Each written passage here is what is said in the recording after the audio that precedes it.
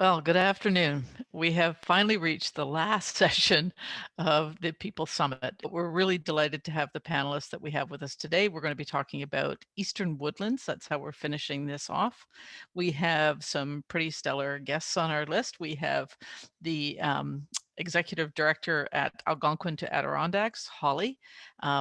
She's deeply experienced. She's been there forever. No, Holly said that she just joined in her position at A2A this last month. So we're looking forward to hearing her fresh perspective on things and what she brings to the table. We have Candice, who is going to speak to Save Our Lake.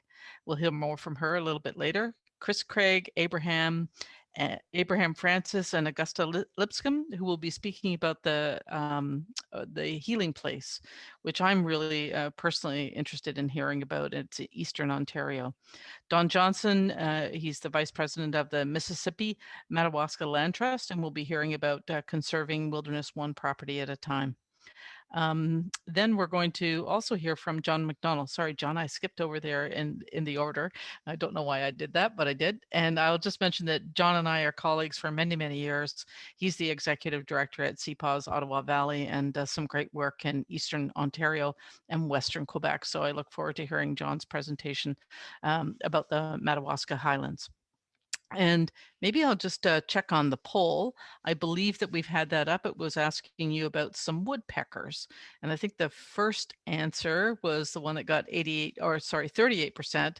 And it was a combination, but it finished off with the yellow-bellied sapsucker woodpecker and the northern and the red-headed woodpecker. So I believe that's the correct answer, or the answer that you all answered at 38%. That's the top one. Do we have anything more about that? Or I can't actually see the poll because we're in a separate room.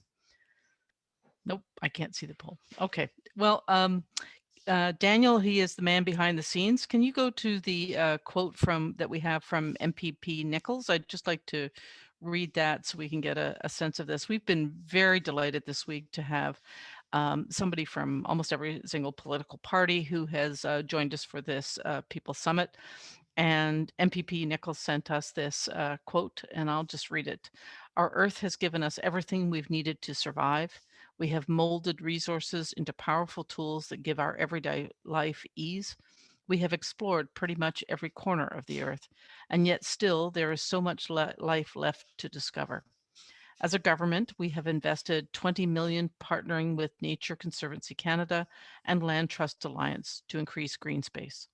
Protecting biodiversity helps us in numerous ways that we don't even realize. With the goal to meet 30% conservation of the world's land and oceans by 2030, Ontario currently sits around 10.7%.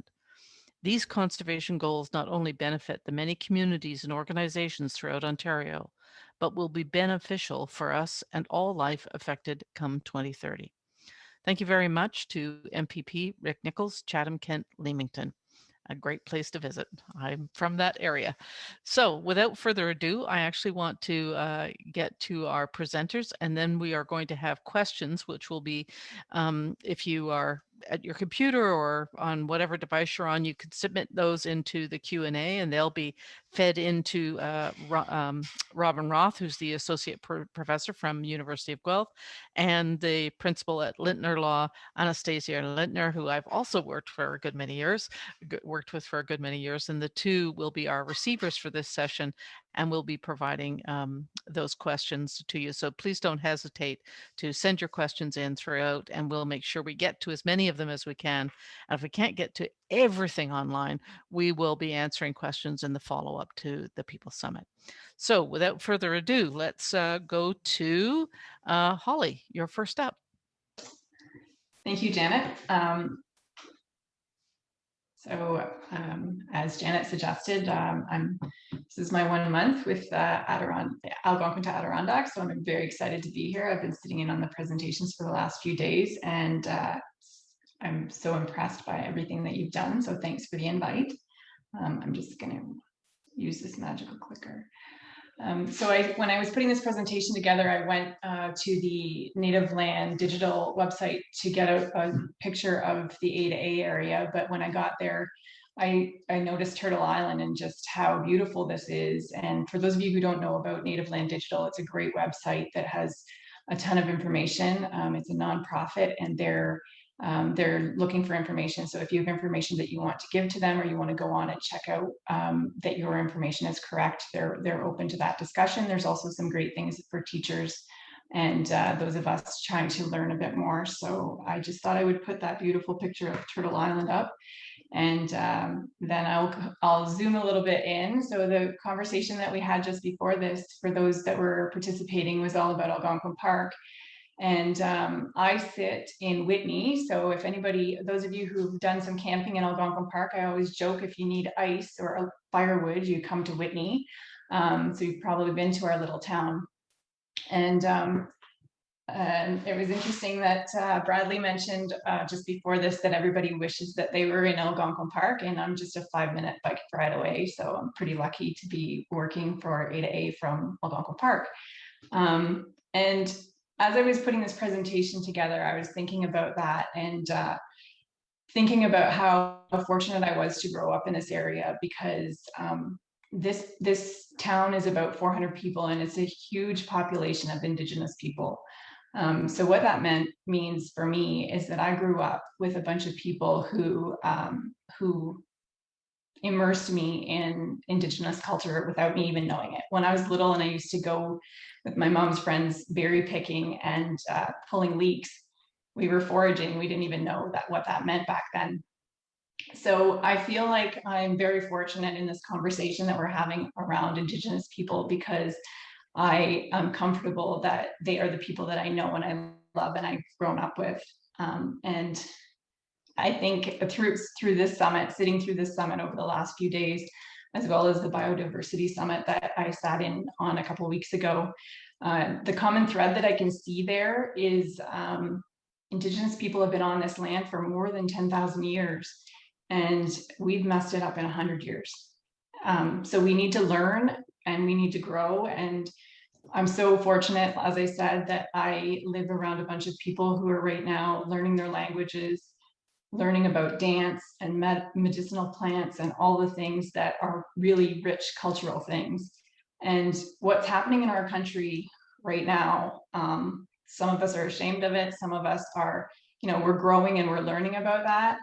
But I think if we can look beyond the darkness that it is and really learn and put our priorities where they should be and learn from the people who've been taking care of this land for a long time, what a rich future we have. So my goal with A2A, Gary Pritchard said this morning that NGOs need to support Aboriginal groups, and that doesn't mean asking them for advice. It means creating projects that matter to them, listening to what they're saying and bringing that voice forward. So that's the tone that I hope to bring to A2A. And I have listened the last few days, and I'm excited for all of the people on this call and in this session that I can look forward to collaborating with. So I'm going to just go forward a slide and introduce you to one of my board members, Kate Cleary. Kate's a PhD at Paul Smith in New York State, and she's just going to tell you a little bit about A2A and how we got started.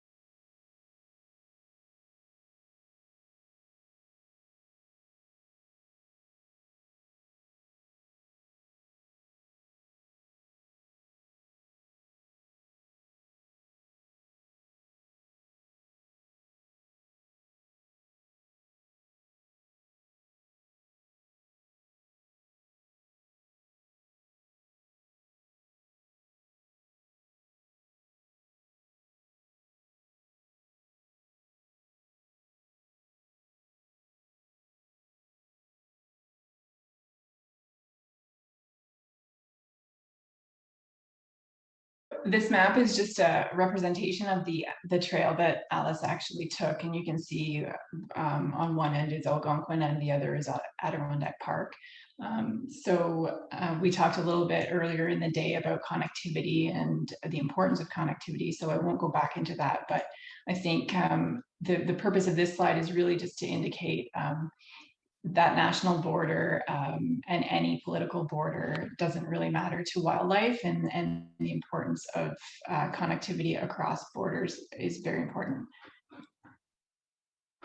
Okay, sorry.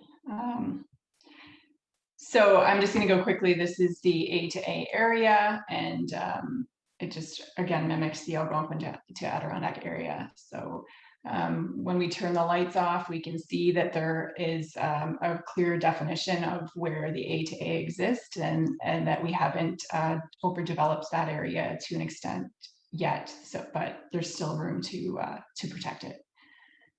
So again, why is the ecological region special? We've already talked about this numerous times. Larger landscape allows species to migrate. It allows for better biodiversity, and all of the reasons that this area is important. These are just some of the species, and we can see there's the Alice the moose, and there's all kinds of different species that are using this area now, and kind of coming back and forth. So what makes our area so special? We live here. I went to university in BC, and I remember when I came back after being there for a while, one of my friends saying, "Isn't it gorgeous out there? Isn't it so beautiful?" And I remember thinking, yeah, it is. It is. BC is definitely a gem, but so is Ontario, and we have so much here that we need to protect. And why should we protect it? Because we all love it. So one of the increased communication plans that we have is just to try to get people wherever you are, whenever you are, whatever you're doing in the A to A, hashtag it and show us all the great things that Ontario is. And just further to that, I think we talked a lot in the last couple of days about MNRF and MECP. But I think that there's something to be said about all of the ministries. You know, when we talk about the environment and who is who and what's important, we have a whole bunch of people who just started to love the outdoors because of COVID. What happened when we were having mental health problems and when we were locked in our buildings? All we wanted to do was get outside and go hiking. So I think we have all these new advocates who have found nature. We need to push our government to help us teach people how to act lightly in nature, teach people how to go out and hike, and why you shouldn't throw your garbage around, and all of those things. So I think there's room for lobbying towards tourism and sport, and international. The ministry that manages cross-border relations. So I think that there's lots of opportunity for us to join advocates as we go forward. As I said, everyone has a favorite place in Ontario, New York, Quebec, Vermont that they love, and those are all areas that are within our A to A. So what we do, we were founded in 2002. We're a volunteer-led organization. We just got charitable status in the States, so that's a big exciting thing for us, and we have 3 new board members on that side of the border as well. So we're doing lots of work over there and hoping to do a lot of collaboration. Right now, we are partnering and building capacity. So we have some amazing university students coming to work with us, and we're doing some research, advocacy projects, and I'll get to that a little bit more in a minute. So again, why are we important? It's a huge north-south corridor that is important to a lot of species. It's also important to where we live and all of the things that we do every day. We are interested in connecting all the individual pieces. So when I watched those presentations this morning, I was thinking there's tons of room for collaboration and us trying to help you with all the projects that you're doing in this area. So I've got some notes on people that I hope to reach out to.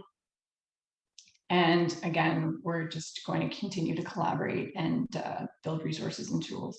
So if you have some ideas for me, please send them my way. So what we're working on right now, conservation action plan for the front neck arch biosphere. So that's something that's just recently been kind of finalized, and there's action plans coming out of it. There's also the road ecology report that's being done in collaboration with Queen's University. As I've already said, we recently received the charitable status, so that's kind of changing the direction or the breadth of our organization. One of the things that I'm really focused on just in the last month is just raising our profile, communication strategy. We're working on some social media, some websites, and any presentations that we can get involved with.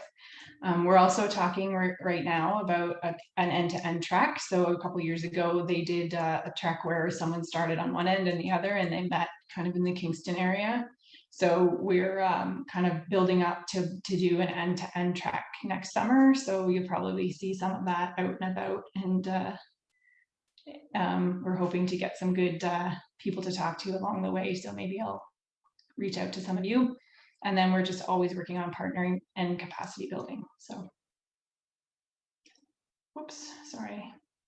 So this is just my information. This is where you can find me. And there's a couple pictures of me in the A2A. That's my dad and my son fishing and my crazy dog. And then that's my favorite beach. So that's all I've got for you guys today. Thanks for being my my first out of the gate. And I look forward to connecting with any of you anytime. Thank you, Holly. You're totally a ringer. I just got to say, I mean, you don't come to this, you know, as sort of a novice. You come to this having walked the walk, right, or walked the talk, because you're right in Algonquin Park practically, and know the land, and of what you're speaking from the heart in terms of what you want to protect. So thank you so much. I am speaking from the heart, Janet. That's for sure. Thank you. Yeah, no, I totally got that. That was a really great presentation. I appreciate it very much. And we should definitely be talking about how we can help A2A accomplish its goals. Thanks so much. So next we have, let's see, I'm trying to keep my notes here as well as I'm doing this. So who's next up? I lost my place. Let's see, is it John? Yeah, John, you're next. John McDonnell from CPAWS Ottawa Valley. You're next up. Thank you, Janet. I'm pleased to be joining you today to provide you with a very high-level overview of one of what I'd like to call the most exciting new conservation opportunities in Eastern Ontario, the Madawaska Highlands. So I'd like to begin by acknowledging that I'm joining you today from my office here in Gatineau, Quebec, on the traditional and unceded territory of the Algonquin and Anishinaabe people. And today, the National Capital Region is home to diverse First Nation, Inuit, and Métis people from across North America. And I'd also like to wish and honor honor and respect the Indigenous peoples, past and present, for their stewardship of this landscape. And I'd like to, just before beginning the presentation, just further acknowledge that the Madawaska Highlands are also found upon unceded Algonquin territory, and that the landscape is subject to ongoing land claim negotiations. And in no way is our work intended to interfere with that process. In fact, we hope that our work can help inform and build upon that great work. And so with that, I'd like to take just a moment to touch on the area in which we work, so the Ottawa River watershed. So the Ottawa River watershed is at the confluence of the boreal forest and the forests of the Great Lakes and St. Lawrence region. And so it's a very ecologically diverse landscape. It's also a landscape that's been heavily developed for hundreds of years, but still remarkably wild. There's still a number of large conservation opportunities within this landscape. And as Holly, to build on Holly's presentation, it's really part of a continentally significant ecological corridor linking, you know, the eastern U.S. Through eastern Ontario to the boreal forest of Quebec and northern Ontario. But with that, with those challenges of, you know, historic settlement and development, only about 8.7% of the Ottawa River watershed is actually protected. So well below even the, you know, Ontario's average of about 11%, and even further, you know, below the Quebec average of 17% right now. So there's still a lot of work to do, and our work is really driven by urgency as well. If you're familiar with the Ottawa region, we're experiencing incredible demographic growth. There's a demand for, you know, new highways and other infrastructure that is contributing to the fragmentation of our landscape. And so the Madawaska Highlands is, you know, a key linkage in the Algonquin to Adirondacks initiative, and it supports broader goals of an interconnected network of parks and protected areas in southern Canada. So, you know, we see on this map that in addition to Algonquin Park and Adirondack State Park, you also see some smaller protected areas like Kawartha Highlands and Gatineau Park on the Quebec side, as well as some of the projects on which we're working at CPAWS, which are also on the Quebec side. So it's strategically located in a key landscape, and it really helps reinforce that A to A concept. It's another stepping stone, if you will, in that connection. And so just to drill down a little bit more, so the study area that we're looking at this point is essentially based on the 1997 Madawaska Highlands land use plan. And so it's an area of about 2,000 square kilometers, bordered by the towns of Combermere, Foymount, Plevna, Calabogie, and Griffith, if you're sort of familiar with that part of Eastern Ontario. And within the Madawaska Highlands land use plan boundary, there are currently 10 small protected areas, and they amount to, you know, less than 5% of the landscape. And most of those protected areas are under 10 square kilometers. So they're very small, they're very isolated. They really don't protect much of anything at the end of the day. So with that in mind, and when you look at the value and the richness of the Madawaska Highlands, those protected areas are just not adequate. And I apologize. This map is maybe a little hard to pick up, but essentially it just compares the Madawaska Highlands to Algonquin Park. So it's within proximity to Algonquin Park, just south of Algonquin Park, in fact. And you can see some of the protected areas on the Quebec side as well, the Ottawa River to the north. So, you know, as I was mentioning earlier, it's a region of rich biodiversity. It's a very complex and varied landscape. You know, it's an area with high elevation, some of the highest elevation in Ontario, reaching about 500 meters above sea level. So you have areas of, you know, shield and highlands, combined with, you know, lakes and wetlands. So it's a really diverse area in terms of from a conservation perspective. And what's also interesting is that there are large tracts of forests.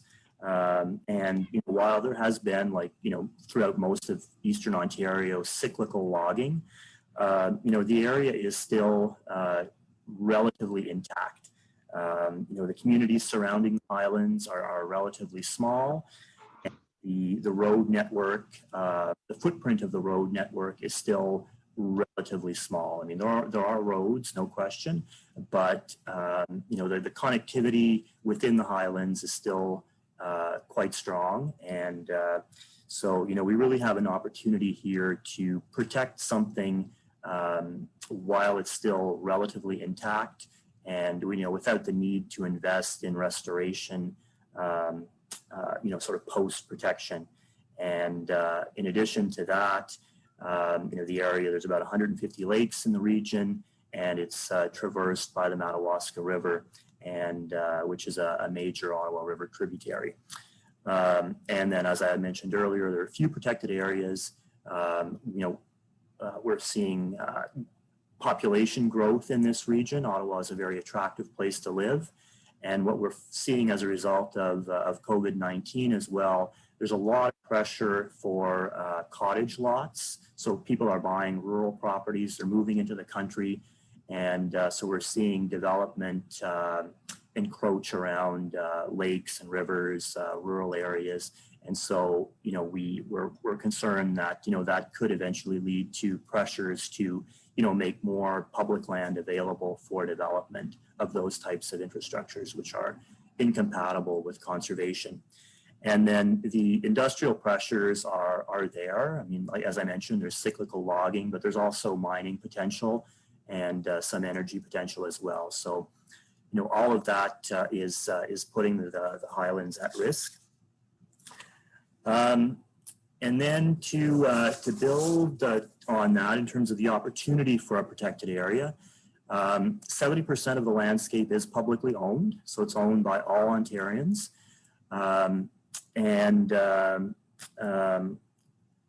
And as I mentioned at the top as well, I mean, this is probably one of the most significant conservation opportunities in Eastern Ontario, at least from a size perspective. And sort of going back to the last slide as well, in terms of the intactness and the quality of the environment, there is an opportunity here to protect something before the landscape becomes disconnected and fragmented, and then needs remediation or restoration. So, and then, in terms of other opportunities we've seen through the pandemic, the need to connect to nature. And so this is another great opportunity to provide that to people of Eastern Ontario. And while more outreach, more engagement needs to occur, there is Indigenous and community support for this initiative, and it will contribute to the economic diversification of Eastern Ontario. Like a lot of regions, we're kind of in a bit of a transition. The forest industry was the dominant player for a long time. These older mills have closed, and so there's an opportunity to create new jobs, new investment, and new opportunities, particularly for young people. The conservation values, I mean, I've already spoken to this briefly, but the conservation values speak for themselves. It's an area with 52 species of mammals have been identified, 3 of which are at risk, including the Algonquin wolf. Some 190 species of birds, many of which are also at risk. 13 species of reptiles, 18 species of amphibians, and over 70 species of fish. So it's a really rich landscape, just in terms of some of the species that are found there, the peregrine falcon, wood turtle, Blanding's turtle, American ginseng, the cerulean warbler, which is a species that nests in sort of tall deciduous trees, reliance on sort of older forests, and the Algonquin wolf as well, which I mentioned earlier, which is a species much like moose or bear that they have large ranges.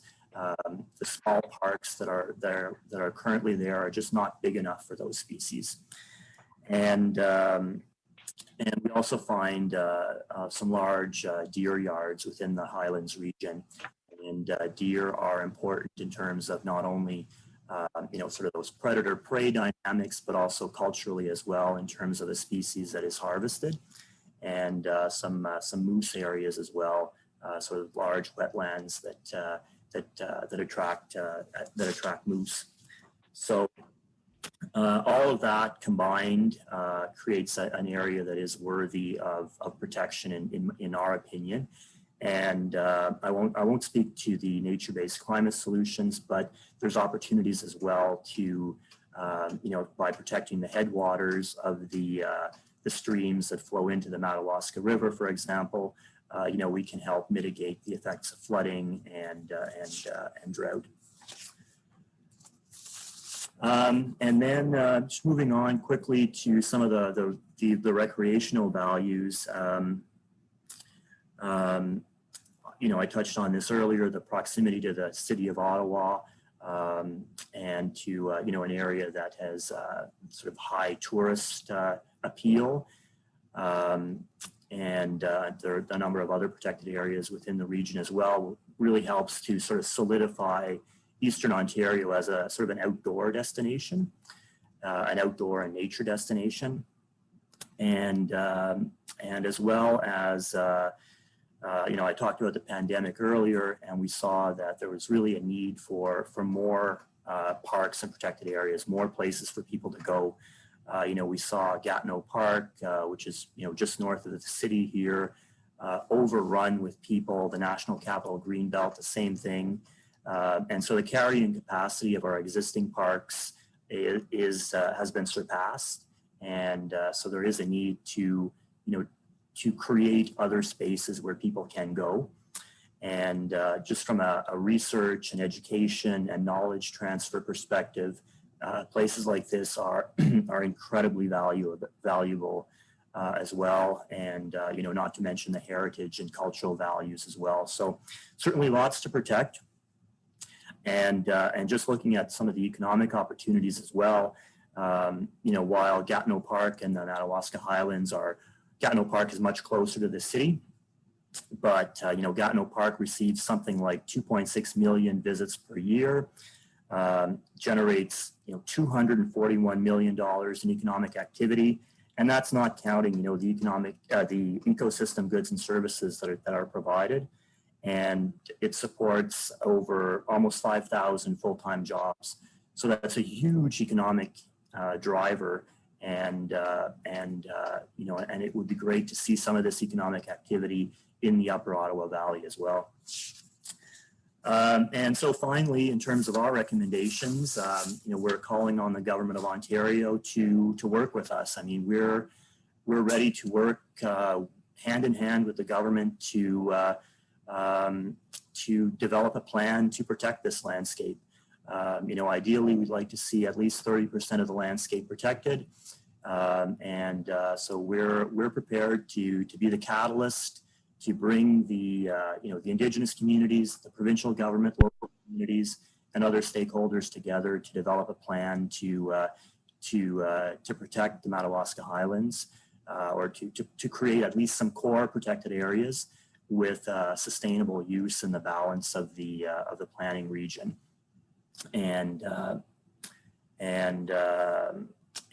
So by doing this, we can increase the percentage of protected areas within the Ottawa River watershed, and safeguard some important natural and cultural values. And so in terms of the next steps from our perspective, we are beginning to fundraise for this initiative. We'll be analyzing existing data, acquiring new data. Certainly there'll be a large engagement perspective. We'll be meeting with the Indigenous communities, other communities, like I said, the stakeholders, and then developing a plan. Our goal is to develop a plan that's really endorsed by all of the parties that aims to protect this landscape. And then just quickly, what can you do? It's really important to raise the profile of nature and of the Madawaska Highlands. So, any opportunity you have, talk to your MPP and other decision and policymakers. We have to realize that, this landscape belongs to all Ontarians. So we all have a voice, and to endorse ambitious protected area targets. If I can just make an aside to the situation in Quebec. I mean, Quebec adopted ambitious targets, but had strong community and Indigenous support, and that's the reason why it was successful. And if you have the opportunity to recreate or visit in the Madawaska Highlands, we'd love to share. We'd love to see your photos, your videos, share your experiences with us. And with that, thank you for the opportunity. John, thank you so much for being part of this panel and for co-hosting the People Summit. That was really good to hear you talk about the Madawaska Highlands and obviously point out what a gem it would be to add to the 8A corridor and help firm up some of the structural integrity of that corridor and its ecological value. So I really appreciated that presentation from you. You always learn something even from your colleagues, people that you've known for years, so they present on things and you get a chance to see the inner workings. So thanks so much. We're about to hear from Candice Vetter. Candice, your picture's a little bit dark. Is there a light or something? Yes, hang on. Oh, sorry. Right. Want to be able to see everybody. Oh, that's much better. Is that better? Yeah, Okay. that's fantastic. Okay, so Candice, I'm going to let you go, and I think that Daniel's going to tee up your slide presentation, I believe. Yeah. Thank you. Okay, hi. My name is Candice Vetter, and in 2010, the Tiger family of Ottawa decided they were going to turn a lake that used to be a former quarry into a landfill. That started a big community fight, obviously. And since then, the landfill hasn't happened. They've actually suggested another site, but we have been very concerned in the community about the use of this lake. It's no longer a quarry the way they try to portray it. It's actually about almost 50 acres of lake now, and it supports, we think about, we've counted 130 species of birds. We've counted several species of amphibians and reptiles. There's numerous plants that are endangered, and it's a crucial migration staging area for all kinds of waterfowl. It's one spring we had about 50,000 geese in the quarry at a time, or sorry, one fall actually. And it's also the only lake in the South Nation, the entire South Nation watershed. And the idea that now, because Taggart's own it, they've said they want to make it into a development. The idea that this place should be just developed is crazy. And especially considering that we don't really have, it's in the township of Russell, so we're just outside of Ottawa.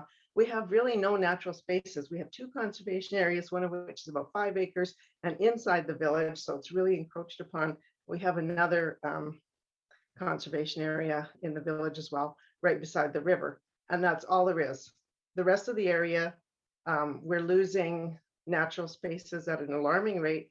A lot of farmers are tearing down their forests and going to tile drain their fields and making, doing the corn soy rotation. And we're losing so much habitat. Like it's estimated to be about 1 million trees a year that is going down, and almost all of our grasslands and pastures have disappeared. So this is one of the few natural areas left, and we want to own it. We want to take care of it. We want to have it made into a conservation area, but Taggart's won't sell it to us. They're the only obstacle. So what we're trying to do instead is put enough pressure on and enough publicity and enough big news about it that if anything is attempted, they won't be able to use it. And that's our deal, is that we don't want anyone using it for anything other than a conservation area. That's what it should be. And John from CPAWS is helping us. And if we can, all we have to do is convince Taggart's, and there's various funding avenues. We have a plan in place. We have a whole bunch of people that are willing to act as the board of directors to look after it. We've got our township of Russell is on side. All of our local service organizations are on side. I have a few celebrities on side, including Gordon Lightfoot and Jonathan Franson and Robert Bateman, among others. And I just need, all we need is to publicize this enough that Taggart's will realize they can't use it for anything else, so they have to sell it to us. And on that note, I'm trying to get our MNR to look at it and say, this is too important of a resource for, and currently it's not allowed to be developed by the township or by the MNR because it has a significant shale resource. It's the Queenston Formation Shale, which is really good for bricks. And almost all the other Queenston Formation Shale has been paved over. It's down by Brampton, or it's under the Niagara Escarpment. It's covered by a dolomite cap. So there's very little of this resource left. There's actually not a lot left there either. But for now, that designation has been helpful to us as far as keeping it from being developed. Because the zoning is not going to, because it's zoned as a mineral extraction area, they can't build on it. But as we all know, zoning can change at any time, rules can change at any time. There's very little standing in the way of something horrible happening to this place. So we're trying to save it. I have a bunch of my neighbor ladies, I call the ladies of the lake, and when we're being inclusive, we're the guardians of the lake because we have lots of men helping us too. But it was originally a meeting of ladies lunching that we decided that we were going to go proactive on this. And yeah, so that's my spiel. We have a website, we have a Facebook page, and we have a lot of information. We've been monitoring this place since 2010, like monitoring it very closely. All of the people who live around it, as well as some scientists, some of which are probably familiar to you, Fred Schuler and Alita Karstedt, for example. But there's others as well. We've had geologists, hydrogeologists. There's potential for it to be an ANSI as well, because it has some really fascinating geology and paleontology. But mostly we need it as a place for wildlife. And we want to save it instead of having to restore it later. Save it first. Candice, do you have a video as well? I believe you. Yeah, geese video, it's called, I think. And this is the book that Fred and Alita and I wrote about this place back in 2012 when it was still being considered for a landfill. Okay, and Daniel, you're going to tee that up for Candice, the video, I believe.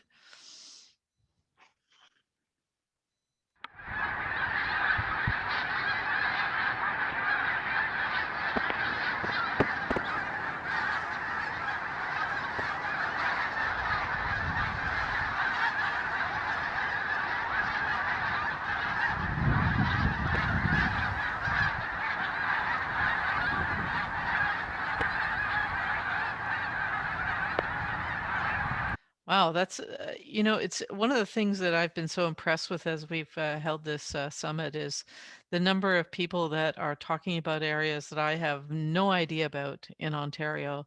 And they're revealing all these little gems that exist in corners of the province that if we start to really think about building a new world that's centered around conservation, it would just add to the richness for everybody. I remember listening to Mishkegowik's presentation, and they talked about the birds that give birth in their portion of the world, and then they fly south. And obviously those birds are passing by your lake. Mm-hmm. And so that would be very interesting, that we need to be keeping in mind, or front of mind, all the places that are needed as wildlife traverse these lands. Well, yeah, we've got a birder here, and like a really older, experienced birder, and he has said that we, besides the Quarry Lake area, we also have several neighbors, including us, who have natural areas that we're keeping natural.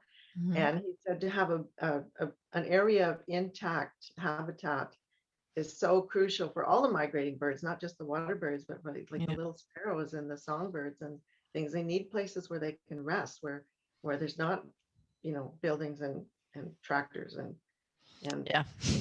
complexes, and we're just losing them. I mean, in the township, we're right outside of Ottawa, so our development rate is just gone crazy. Mm-hmm. And then as more land's being developed for residential, that we're losing that farmland, so then farmers are turning to cutting down the forests on what used to be marginal land, and it's just this cascade effect that we're having. Mm-hmm. But one thing here, you talked about people not knowing, so people here didn't know that was there. The only reason we knew that was there is because we lived very near it. But it was just a quarry for so long, and it was quarry, no one was allowed to go in. And people were unaware that when they stopped pumping it out in 2006, actually what happened is they actually punched through, they dug too deep below the water table, and now they hit a regional aquifer, which also, like groundwater, I can't even begin to stress the importance of groundwater. I'm a fanatic about the importance of that. But it's like all the farmers around here depend on this water that's in this aquifer. And the idea of having, you know, a whole bunch of houses around it, or anything else bad for that matter, is horrifying and would probably ruin a lot of wells, which for some reason doesn't seem to matter to people. I don't, well, it's like, what? Yeah. Well, maybe we could get we could get to a little bit more of this, because I'm seeing Anastasia nodding her head. Anastasia is a lawyer, but she's also a real advocate for water issues, and so you're speaking to the right audience. And I agree with you. I think we need more people who are passionate about groundwater, because that's a resource that's been disappearing. Maybe we'll move on from there. Thank you very much for your presentation, Candice, and hopefully we get to some good questions in the Q&A. Next up is the trio of Chris, Abraham, and Augusta. And I am going to work the clicker for you, but you could just tell me when to change slides. You could just say next, or hey you, or whatever you want to do. Sure. First, I just want to thank everybody for allowing us to come. My name's Chris Craig. I'm Senior Forest Technician at South Nation. I know what Candice is talking about. I've known about it for years and years. It's within our watershed, and unfortunately, it's a really tough situation. But I want to acknowledge first the 215 children that were found in BC, and our project here is about reconciliation and how we're trying to work with our communities, all of our communities, to through reconciliation. So this is what our project's about, and it's within my traditional lands of the Algonquins in Eastern Ontario, so, and the Mohawk territory as well. So hence the partnership with Akwesasne. So if you want to go to the next slide. This is the new sign that's just been approved to go up on our site. Abraham will probably talk a little bit more about it, or you know, maybe Augusta might want to talk about it, but it's a very unique thing. It's in 4 different languages. It's in Haudenosaunee or Mohawk. It's in Algonquin, Anishinaabe, French, and also English. So you can see the partners down below. South Nation, we actually own the land, and we've put it to this use. Forest Ontario, they've provided us the trees and helped us well. Ontario Power Generation, they've partnered with us. They thought this was a very unique opportunity. Plenty Canada is one of the founding ones for the site as well. The Algonquins of Pikwakanagan, they've been involved. The Mohawk Council of Akwesasne have been involved, and Shabatabajuan First Nation has been involved. Next slide. This is the healing site. It's a very unique site because it was donated by the farmer who's retired the land. And we had basically, it was an ecological gift. So we were developing a plan, and I eyeballed this spot when we first heard about it because of it being in its location so unique. But in the long run, what it came down to was trying to come up with some sort of planting plan. All around this site, it's been reforested. It's all been 2 years ago was planted with seedlings, mixed forest. But now with this has been installed. This is put in the fall, and you can see the different species. The whole point about this is we looked at the traditional resources that we would have used in our communities and different medicines, and we sort of tried to tie that back to the land and the earth in our own ways of healing through the medicine wheels. Every community is a little bit different, so we've tried to combine a different multitude of things together to get to this aspect of the healing place. We'll go to the next slide. Again, it's really, like I said, it's a unique thing that happened. We had just been given the land. We just figured out what we were going to do with it. Assembly of First Nation had their climate change summit in Yukon. Curtis Skur from AFN I was talking to Larry McDermott, who's the head of Plenty Canada and also a member of the Shabbat First Nation, about trying to offset carbon emissions from their workshop. With that, Larry talked to me because of being friends and working together for so many years between the Algonquins, Mohawks, and the Conservation Authority. We sort of said, yeah, this is kind of something we could really work on. I'm sure we can find something to plant some trees for. And so from there, we took it to what we have called the Eastern Ontario First Nations Working Group. And it's a group that's was formed by Akwesasne, ourselves at South Nation, and Plenty Canada and the Algonquin communities. And it's a non-political party that we come together and we try to meet 3 to 4 times a year to discuss things that are happening within our territory. And we discuss it not just amongst ourselves, but we discuss it with other agencies. So we have the conservation authorities that surround us, municipalities, county workers, private landowners can all come, and we talk about these issues and we try to solve how we can come up with an idea to work together and to do something for the environment. So as you read through this, you can see it's kind of a unique opportunity that happened. It was really strange because it happened so quickly and it just fell right in together like it was meant to happen. So it was really a really unique opportunity.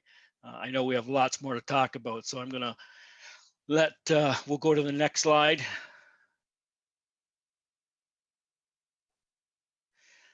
The really unique thing about the way we have our governance set up within our Eastern Ontario First Nation Working Group and the group now that's looking after this healing place, we really look at our traditional openings.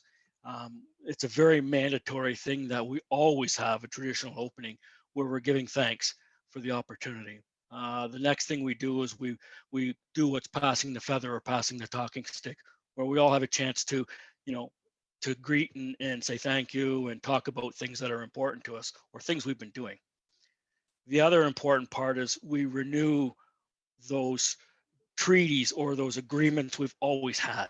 So between the First Nation communities, the one bowl, one spoon was very, very important. And we try to live by that today through this working group. And of course, now that we have the Europeans that have come along, we also have the two-row wampum. It's so important to us so that we keep those understandings together, that we're two separate societies and that we'll travel through and we'll work together, but not interfere in each other's affairs. Then we have the friendship belt that we try to talk about, just to remember that there was a time that we had an agreement where we would work with both sides and work peacefully so that we could all live here together. And again, it was reaffirmed with the 1764 Royal Proclamation belt that was presented to us. So all those belts are things that we sort of review on all of our meetings and any of the projects we come up with. That's very important for us to have those aspects there. And what that does is it gives us the opportunity to be kind of flexible on what we do and how we do it. So we try to use the strength of all the partners to work on the project. So it's not just First Nation, it's just not conservation, it's just not private landowners, not just research people doing it. It's everyone doing it together. And we do it through a group consensus method. So, we don't say everybody has an equal voice, no matter what. So that's really, really important to this, that even if my boss is sitting there, when we're at the table, we don't, if I don't agree, that's fine, I don't agree. And we can say that here at these tables, because this is how we come about to have that consensus of working together. And after every meeting, at the end of it, we always have our traditional closing. So the unique part is we have the Haudenosaunee and the Anishinaabe, the Mohawk and the Algonquin communities working together here. So we always try to have one person, one community doing the opening, the other one will do the closing. And we reverse this all the time with wherever we're at. It doesn't always work that way because of the schedules. Sometimes some of the community members can't make it, which is fine. We understand that. So but we still have these traditional openings and traditional closings. Next slide.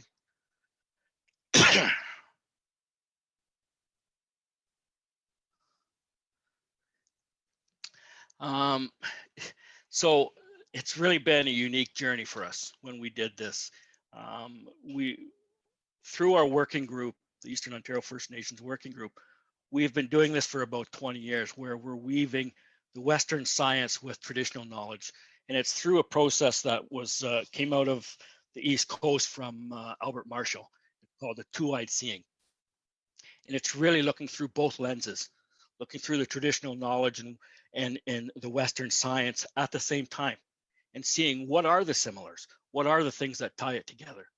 And we realize that, they are almost identical, but it's learning to weave it so that it's inseparable. Nobody can just say, oh, that's traditional knowledge. We don't need to listen to that. Oh, that's Western science. That's just, they don't know what they're talking about. Now with our documentations and everything we do, it's all together. There is no separation. So you'll be reading along and you'll be reading about scientific information, and the next thing will be tied right into traditional knowledge or wisdom from an elder. That's part of it. And it's showing how those relationships work. And it was a really great time.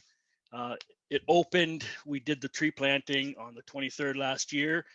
The site's open for anybody to come and do the healing and to walk through and to enjoy. So with that, I'm gonna turn it over to our partners from Akwesasne and allow them to continue the talk. Miigwech.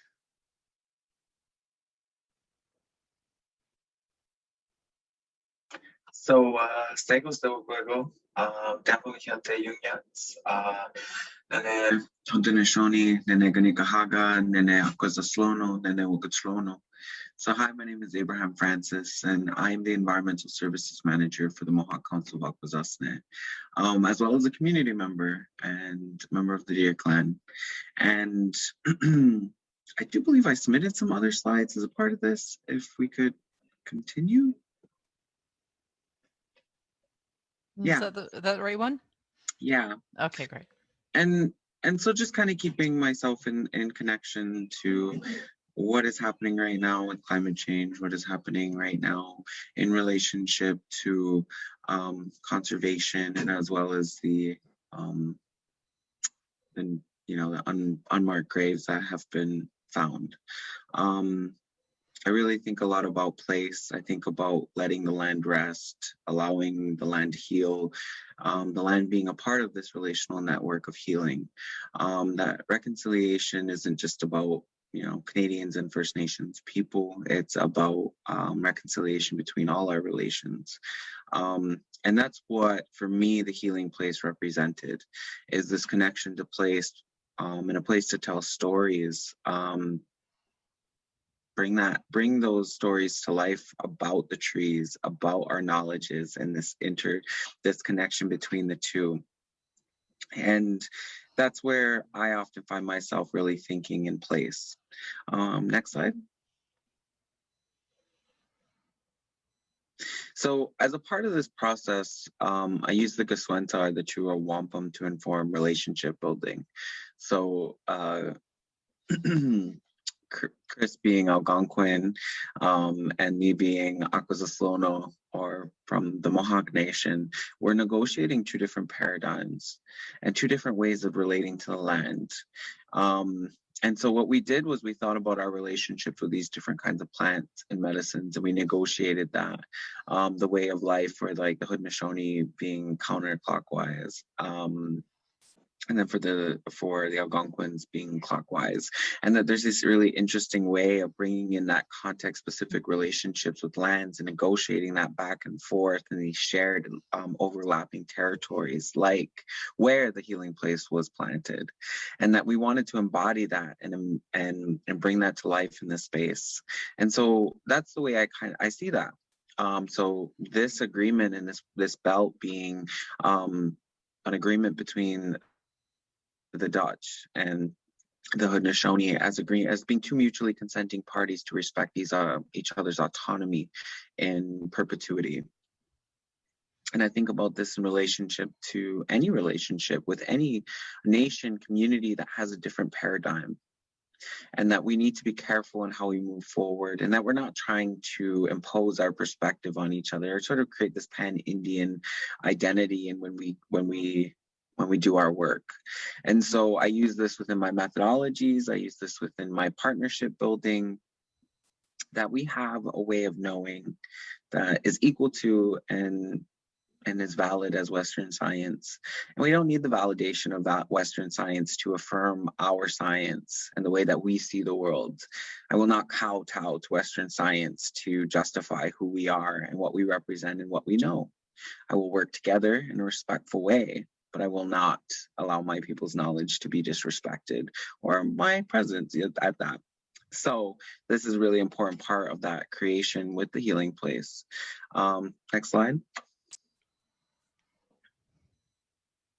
And then just kind of bringing it into context for myself, where we come from, Akwesasne being at the intersection of two countries, being a single community that is negotiating these geopolitical boundaries, that we ourselves are healing here in Akwesasne, and that we're healing from violence on the land, from violence on our people, and reconnecting and reclaiming place.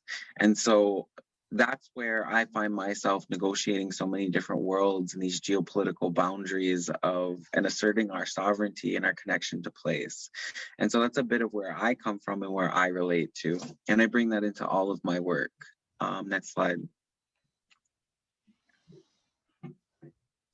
And in this work that I do here in Akwesasne, everything that our program, the gifts that I've inherited from my mentors, Henry Lickers and Peggy Pike Thompson, and what we do here in our environmental assessments, even the way I write my work plans, is based on the Algonquin. And Chris mentioned that, like, when this is our traditional opening and closing, and we say this before any important meetings and at the end of important meetings or events, and it's our way of acknowledging and reminding ourselves of our roles and responsibility to all of creation. And that was a component of the healing place. This is a component of all of the work that I do, that we have a role and responsibility to all of creation as they have roles and responsibilities to us. And that it's through being in relationship with each other that we can have healthy and ecosystem endpoints. And I guess a little caveat in this one too is that I think all of it's important. All of the land is important. All of the forests are important. And it was one of the most frustrating things I heard. And that, like, for me, it's a way of seeing the world. It's a way of relating and connecting, that these are kinship relationships for us in Akwesasne and as part of the Haudenosaunee Confederacy, that this is family, and that, like, we need to care for our family. And in this process, we can be healthier people, and the land can be healthier in this reciprocal, interconnected way. And I think one of these, as a part of this discussion, something that's opened up out of the healing place, is that when we're allowed, like, not allowed, but when we express our cultures on a landscape, that landscape becomes healthier. Not out of this intentional space to plant species at risk or cultural keystone species. It's because that in order for our culture to maintain itself, those species have to be present and those stories have to be told. And it's more of like the secondary auxiliary benefit to us being able to do that. And we've been denied that for so long. We've been removed from landscapes. We've been removed from conservation areas, from protected areas. And so we don't want to promote that. This land needs us to be in connection with us, have us present, to tell our stories. And so much of that and so much more of the conversation is a part of the healing place. And so I do appreciate the opportunity to share my perspective on this piece, and the opportunity to share space with Chris, with Larry, with everybody a part of this team. It's been a long journey, and we've arrived here, and it's amazing to me that this idea, this concept has permeated so many different places. And yeah, like even the trees on the back of the turtle within our symbol represents so much. Even the turtle, Peggy, that was one of Peggy's big things. She was like, it better be a snapping turtle because it needs to be strong. And then we have like the moons present there, and thinking about our relational network across the year. These trees that are important medicines to us tell stories about who we are. every piece of this has been so critical, even into the way that we tell our story about it. And I'm so appreciative of that. And I look forward to the continued growth of this as we, as a team, become, as we share this and we create these different healing places all over Ontario and maybe all across Canada.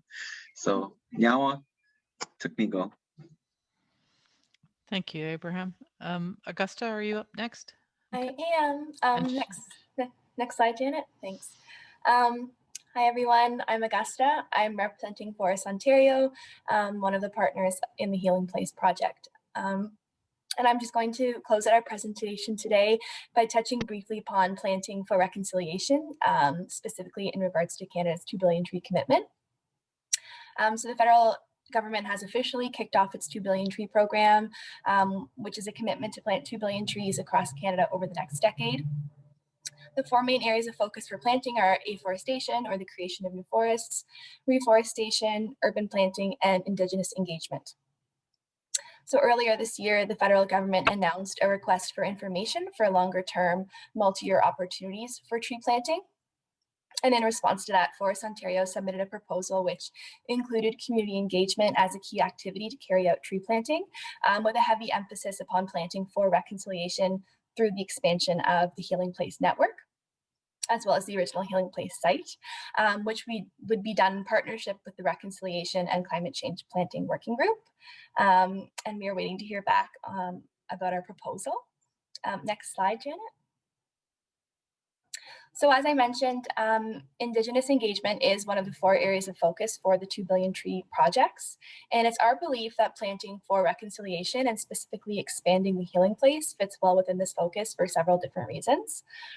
The first being that it goes above and beyond Indigenous engagement. Rather, it's Indigenous-led from its governance structure down to its planting site design, which Chris and Abraham both touched upon in their presentations.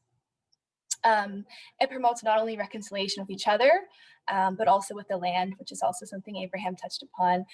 It facilitates knowledge transfer between Indigenous and non-Indigenous peoples, as well as between different First Nations, which is very unique. The resulting impact of a project like the Healing Place is long-lasting and far greater than the number of trees planted in the ground. The Healing Place model is grassroots, it's highly scalable, it can be expanded across the province and across the country, and there's already been significant interest from many communities in participating in the Healing Place project.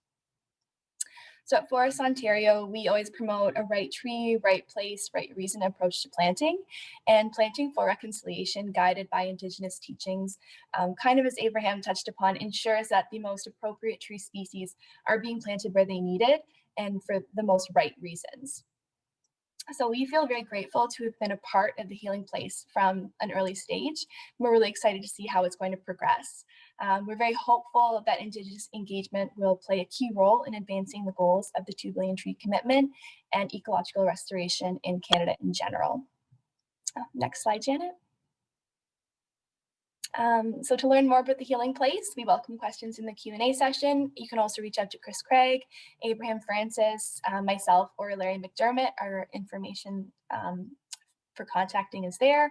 And we thank you all very much for listening to us today. It was fantastic, and I really appreciated learning more about the Healing Place. I had the great experience of working with Elder Larry as part of the National Advisory Panel, and doing so in the spirit of two-eyed seeing. So it was this is a project that looks like the absolute embodiment of that principle. So I really enjoy seeing this presentation. Thank you so much. Next, we're going to move to, and we will get to question and answer, which I fully expect we will have some question and answers on this at that point. The final presentation that we have today before we get to question and answer is from Don Johnston. He's the Vice President of the Mississippi Madawaska Land Trust. And Don, I look forward to hearing your presentation. Thank you, Janet. I'd like to start by thanking John and CPAWS Ottawa Valley for the invitation to speak today. I found the presentations inspiring, and for me particularly, the presentations from other land trusts have been of particular interest. I'll be certainly letting our board members know and our membership know about the recordings once they're available. The image you're starting with is the view from Blueberry Mountain. It was our first acquisition back in 2004. There was a walk on this trail 6 years ago that led me to volunteer with the Land Trust. The next 10 minutes, I propose to do three things. I'm going to give a little background on our Land Trust. I'm going to present a recent case study to illustrate what we do, and then conclude with a few general observations. Next. We are a nonprofit charity devoted to protecting and preserving wilderness properties in the Mississippi and Lower Madawaska watershed, which is to the west of Ottawa. It's an area of about 5,000 square kilometers, and it's situated between Algonquin Park and the Adirondacks. It is the traditional territory of the Algonquin and the Anishinaabe people. Actually, there's some overlap with the area that John was talking about earlier with the Highlands, and we in fact have a site, a publicly accessible property at Rose Hill, which is within the Highlands area. But I'm going to be concentrating on some properties to the further right side of our catchment area. We steward 8 properties totaling 1,100 hectares. We own 5 of them, and we have conservation easement agreements on the other properties. When you compare the 2 acquisition arrangements, either ownership or conservation agreements leave ownership responsibility with the landlord, and the Land Trust becomes the monitor of the conditions of conservation. So it's a little easier on the Land Trust with the shared responsibility. On the other hand, there is always the potential for future problems when new owners of the properties may not have the same commitment to the principles of conservation. We haven't faced this yet, but it's something that could happen down the road. There's about 30% of the watershed in crowned land. I learned this morning that this is a controversial term, and I'm looking forward to reading more about this in the latest issue of Nature magazine. Another 40% is forest and wetlands. So we own 11 square kilometers, which is about 0.5% of the potential area. So it's an understatement to say there's more to be done. The properties are an important asset for our community, for our region, and for the wildlife, of course, that is dependent on them. But we recognize that we play a limited role in helping to achieve the provincial and national targets. Yesterday afternoon, there was a discussion about public access and how nature can be loved to death. MMLT is committed to preserving wild places, which means limiting human impact. However, without public access, we would lose the support of our community. So educating the public and fostering a love of nature is an important part of what we do. Each year, we host a series of field workshops and a 2-day children's festival in August. And we also, of course, welcome the public to visit most of our properties. 4 of them are fully open to the public. Another 2 are accessible by appointment, while the last 2 are closed, except for scientific research purposes.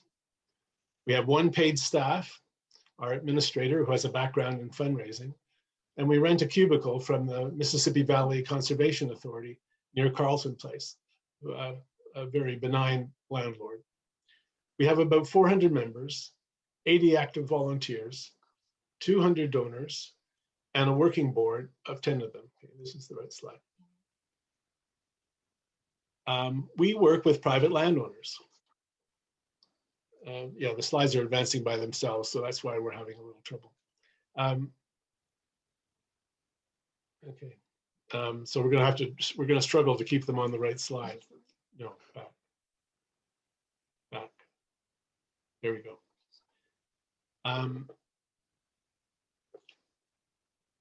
Private landowners give us their properties because they care about them. We've never bought land. Every property we own has been a donation. Here we are at the opening of the Pool Family Nature Sanctuary in 2018 with the family who had owned the property since the 1950s. Acquisition was a 10-year process. that involved getting agreement from many siblings about the donation. We are currently in the process of acquiring 4 new properties. 3 of them will be through conservation easement agreements, while another one will be a fee simple acquisition or a donation to us. Now, the first of these properties will be Salamander Forest.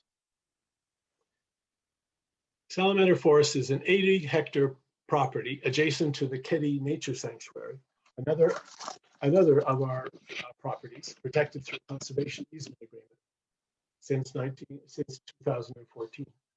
KNS in turn borders on the Poole Family Nature Sanctuary, which was donated to MMLT in 2018.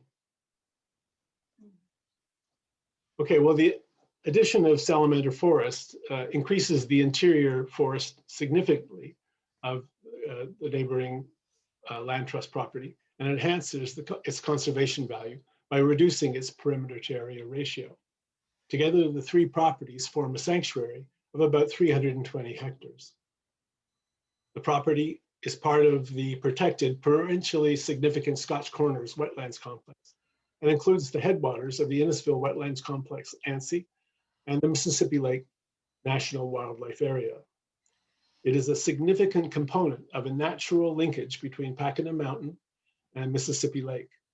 The natural linkage is indicated on this map by the 2 blue lines at the center of the screen. And our property is shown in red between the 2 blue lines, in fact, straddling the entire width of the natural connection. The NCC owns 3 properties within this linkage, and MMLT already stewards 3 properties as well. Salamander Forest is comprised of 15 ecological communities ranging from hardwood forest to marsh to meadow. The upland forest is mainly sugar maple, but includes white pine forests, mixed forest, and hemlock stands. The wetlands include species-rich marshes, deciduous swamps, vernal pools, and seepage areas. The majority of the property is more than 100 meters from roads or fields, and therefore significant for interior forest breeding birds. It provides habitat for several at-risk species, 3 endangered, 4 threatened, 3 special concern, and 11 plant species of regional significance. It provides habitat for 101 bird species and 20 species of butterflies. Blue spotted, and red-backed salamanders have been observed, 7 species of frogs, a total of 11 amphibians, painted, snapping, and blanding turtles have been observed. And mammals include moose, black bear, fishers, and coyote. The ecosystem services provided by this property are estimated to be over $1 million annually. So at roughly a half-hour's drive from Ottawa, it's prime land for residential development, or because of the proximity of Highway 7, it has real potential as a highway commercial property, but neither of these will ever happen because of the foresight and commitment of the owners of the property and the agreement with our land trust. So some observations on the process. Putting the pieces together usually of an acquisition usually involves securing grants. Over the past year, we've applied for 9 grants. We've won 5 of them, lost 1, and are waiting with fingers crossed on 3 others. Excluding the value of the property for a moment, it costs about $20,000 to acquire a property, including doing a baseline documentation report and a management plan. Some of this can be done with volunteer contributions, but there's still a cost. And another $20,000 to $30,000 is usually involved for the endowment to cover the future and ongoing stewardship costs. There are 2 funding programs available that I know of to cover acquisition costs. And one is the new provincial program, the Greenlands Conservation Partnership, that's delivered by ULTA. We are very grateful to the provincial government for this program.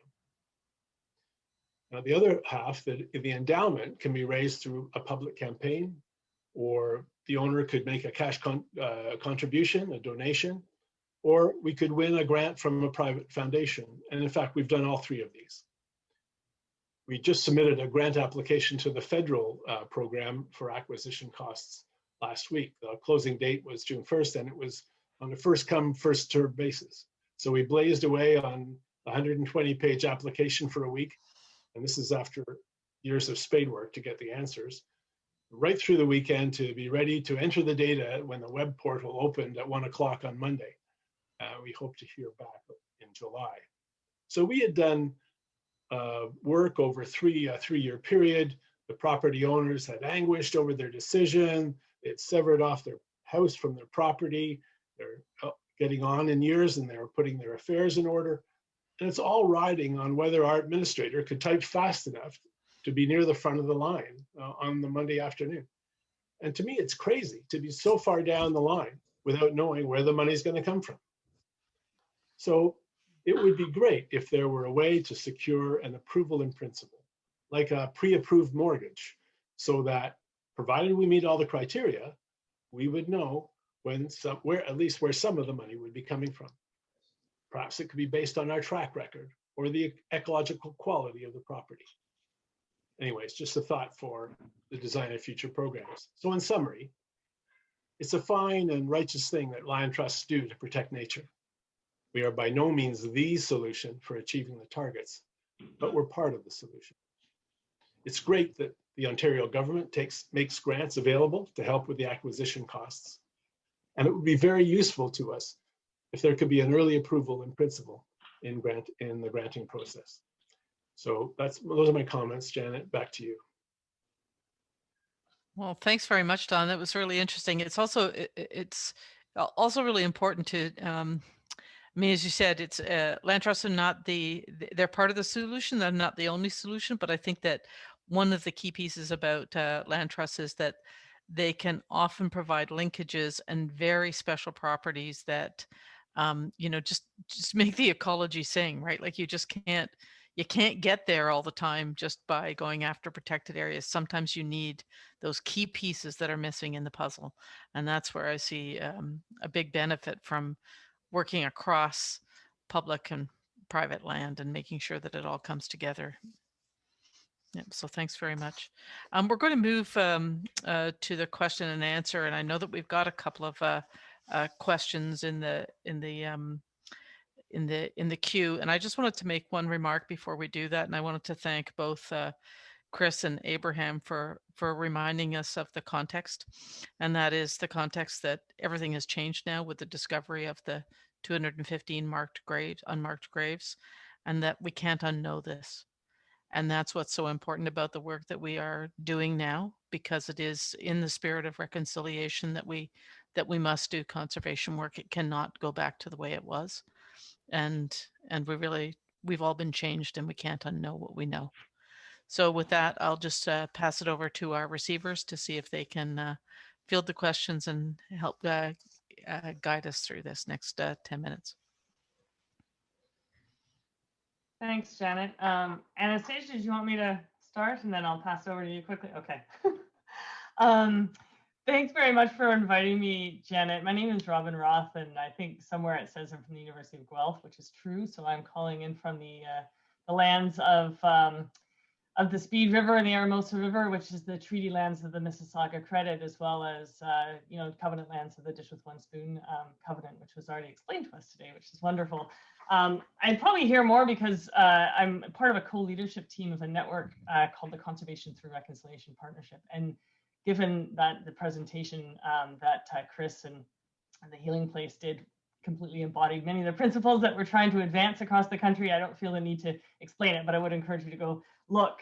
We try to work to support Indigenous protected and conserved areas and Indigenous-led conservation at large, as well as building capacity within the conservation sector, including land trusts and others, to be better partners with Indigenous communities as they seek to implement conservation projects on their own land. And I think, we have very little time, so I think what I'm going to do is just build off of that and ask the folks on the panel some questions. First off, I had a great time this afternoon. We're Zooming way too much and I tend to multitask, and I totally didn't do that because I was super interested in everything that folks said. And I'm not in the Eastern Highlands right now. I'm somewhat familiar with the area, but I learned a ton today. And what really struck me was sort of the diversity of not just landscapes and initiatives, but the need for all these different strategies, right? We're not in a place in Canada or anywhere to sort of pick one strategy and go with it. Like we're past that. This is all hands on deck. And I think that the panel put together today, and certainly over the last few days, has really illustrated the kind of diversity of strategies that we need to advance conservation in these landscapes.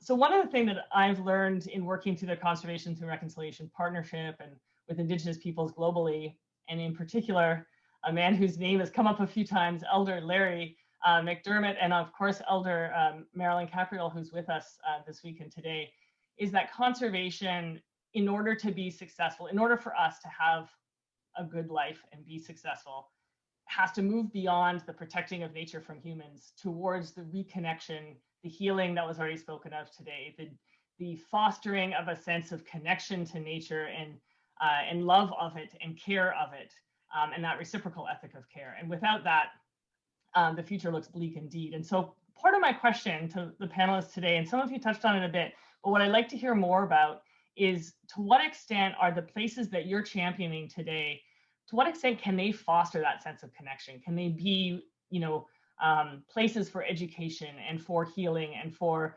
the intergenerational knowledge transfer, the transfer and mutual education between different knowledge systems, between science and social science, between different Indigenous knowledges and so on. So I think that's something that those of us who are in the conservation sector now have to think hard about. How are these places not just places for ecological conservation, but how are they places that will help foster that connection? So I don't know, we don't have time maybe for everyone, but if someone who wants to expand on that in the place that they're championing today, then that would be wonderful. I'd like to talk about that. One of the things we're looking at is someone else was saying, you have to have public buy-in. I think it was Don, and so we would like to have, there's just an area where people can go and be immersed in nature, and we have the support of like the local horticultural society, the local historical society, a number of other organizations, including Eco East. And we also intend to, we would like to work with the churches and with some Indigenous elders to have a sacred space within that property. It is a sacred space. It's right across the street from the first cemetery that was ever existed in North Russell. It's also just a little ways away from one of the first churches that was ever here. So it's long been recognized as that. And there's also some evidence that very ancient peoples used that property because it would have been an island that stuck up above the bogs of the retreating Champlain Sea. And so there's like the iron oxide dirt there would have been used as a kind of red ochre potentially. So there's a whole bunch of connections there. But I think the main thing is we just want people to be able to go to a place that's more than 3 or 4 or 5 acres and just sit and enjoy and appreciate and be part of, because we don't have any place like that here. We don't have any place like that. Thanks, Candice. Any other comments? I think that this idea of developing that sense of responsibility for the nature that's right under our feet and right around us, right, and not necessarily out there in a park is important. Yeah, I'd like to say something, and I'm sure Abraham has something to say too. With ours, what we're looking at is we're trying to create the systems now so it's automated, where it's like a smartphone. You can come and you can hear the stories of each of the species. You can hear each station that's there, whether it's the 13 grandmothers or whether it's the 7 grandfathers, or whether it's just to go through the whole medicine wheel exercise of cleansing and learning. So that's the goal. This is the first step, was to plant it, and now it's to continually every year is try to improve on it and to add more, and at the same time to create a new space somewhere else. So the next goal of our project is to create 2 more gardens, one in Akwesasne's territory and one further north in the Algonquin territory. So that's the goal. Is it's a continual process, and it's so that not just ourselves and not just the First Nations, but we have the schools that are coming. They're looking for a place to go where they can be on the land and do those connections. And it's the same with us for our own communities. It was my wife and my son that went out and we tied the 215 ribbons on January 1st. I took the day off as a sick day, or June 1st. I took the day off as a sick day so our family could go do that healing process and in remembrance of those 215 children. So that's the point, is that's the connectiveness. You're making the connections with that space in particular and with Mother Earth at the same time. And with that, I'm gonna be quiet, and I'm sure Abraham wants to say lots too. Thank you, Chris. That's a great example. Well, I mean, Chris did awesome, great things right there. I mean, I think the questions and the statements you made is exactly what we encapsulated within the healing place. Really looking at that healing of a relationship that has been fragmented by ideology that doesn't make sense on this landscape. And how do we negotiate a relationship with this landscape that's based in those that emerged from this landscape for thousands of years? We're still living here. We're still a living culture, changing cultures and growing cultures, you know, and we're still in the process of healing. And, you know, and that's why, you know, I go back and forth with reconciliation. You know, I believe the youth of Canada that reconciliation is dead because we are not finding our justice in the Canadian system. And we're consistently reminded, we say 215, but it's almost up to 400 now. We're being consistently reminded that more and more bodies of babies and children are being found. This is trauma. And this is a consistent reminder that, like, we feel we are still dealing with the consequences of the trauma that have been inherited by that. And so a piece of this is about finding healing on the land, about reconnecting, because the disconnect happened. Disconnect was promoted by this. We lost our connections and our teachings. And so a part of this is about us healing that relationship and reclaiming that. Now, within the knowledge generation component of this piece of it, like, storytelling is so much a part of who we are. We're living in those stories that we're going to keep telling across time and the lessons that we learned. This history is going to be a part of that. We're going to keep telling the history of residential schools. We're going to keep telling this story of reconciliation and healing. Is it going to be a story of reconciliation and healing, or is it going to be a story about abuse and cycles of abuse that we can continue to be subjected to? That the foster care system is still removing Indigenous children from their families and communities. So that's where I come into this, and that's the sort of thought process that I'm engaged in, is like the idea of polishing the Goswenta, like, and the idea of like the covenant chain, that like we need to keep polishing this relationship. We need to keep telling the stories. We need to be in relationship with the land, gathering medicines, telling those stories. Otherwise we're just planting a tree for a carbon offset purpose. And that's not building a relationship. And that's not going to build long-term change, in my opinion. So that's kind of like, that's my perspective on it. I think it's more aggressive right now because of what we're living in right now. So, I mean, I struggle with it right now. How am I supposed to come to the table to work with Canada? And that's me right now. And I accept that. So, yeah. Well.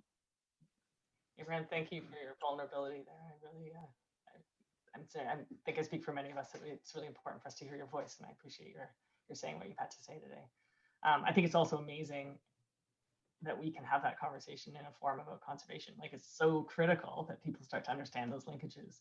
And I mean, for those folks who like to talk in terms of global biodiversity targets, and, you know, Canada gets very obsessed over these area-based targets, and your project is such a wonderful example of place-based conservation that incorporates so many different elements of what internationally we've recognized the importance of Indigenous knowledge and governance system in the HE Target 18, and the importance of public education in HE Target 1. And I think these are also really important things that we need to think about as we move forward. So I really appreciate your presentations today, and everyone's presentations, but I'm gonna have to turn it over to Anastasia. There is a great question which we'll get answered, I think, probably after the time is up on zoning for this area of the world, but over to you, Anastasia. If you have a question from the audience, I think we should try and serve that up in the last 3 minutes. We can do that. I think it's a fairly straightforward question. In fact, you might be able to answer it yourself. In light of heavy development happening in the rural and lake districts, I understand that townships are requiring any new builds to be a minimum, and they say in brackets large, square footage. So probably too large for this person's liking. Is there any way to change this so that people might build smaller homes and cottages? So I don't know if anyone wants to take on that question. It's a fairly technical one. Don?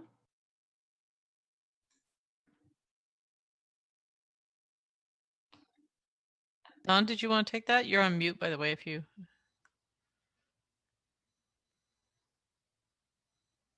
Thought he'd unmuted himself. I'm sorry, but I don't have anything to add to that, to answer that question. Holly unmuted yourself. Do you have a sense of? I would just, so having just come from being a CAO of our small municipality, I know that's a zoning decision that the local municipality makes. So here in South Algonquin, we don't have a minimum, but we do have requirements for building permits for even tiny builds. So it's something that you could talk to your local council about. Thank you. Anastasia, any closing words? I am only going to say that I am very grateful to have been able to spend the time receiving all of this great wisdom and share. It means a lot to me to have been invited to this particular panel because I stand here at the Frontenac Arch over there and Lake Ontario over there, and I'm right in that corridor, Holly. I hope that we connect in the future. Thank you for the presentation. Thank you for the sharing of these important places, and thank you for letting me witness it. And I'll hand it back to Janet. Well, I have to say, I kind of knew that this summit closing was going to be just as profound as every other piece that we've done. It seems to be that we are celebrating the sacred and the science and the spiritual and the heart and the math of all of this, and it's very interesting to me that we've been able to bring it all together, and each of you has lent your voice and your passion and your special place to this conversation. So I want to thank each and every one of you that you brought this, and it was fabulous to hear about the healing place. And Dawn, I really appreciated you bringing to light some of the areas that I had not sort of zeroed in on, and just how crucial they were in terms of that connectivity. Holly, I'm so glad to welcome you to the ADA, and I'm looking forward to seeing that punch above its weight and actually start to really assemble all the puzzle pieces to create that fabulous connectivity. And Augusta, thanks for all your work to start building in the healing place with planting of trees there. That's going to be really quite wonderful. John, as always, it's good to see the great work that Ottawa Valley CPAWS is doing, and advancing the Madawaska Highlands will be crucial, I think, to the A puzzle pieces. So without further ado, I'm going to say thank you to our receivers, both Anastasia and Robin, who have lent their active listening skills to today's conversation and helped create the space for us to have this beautiful conversation. So thank you both very much. And I will wish you all a good day. And then Marilyn and I are going to do the closing of the summit. So everybody on camera can disappear except for Marilyn and I. And sorry.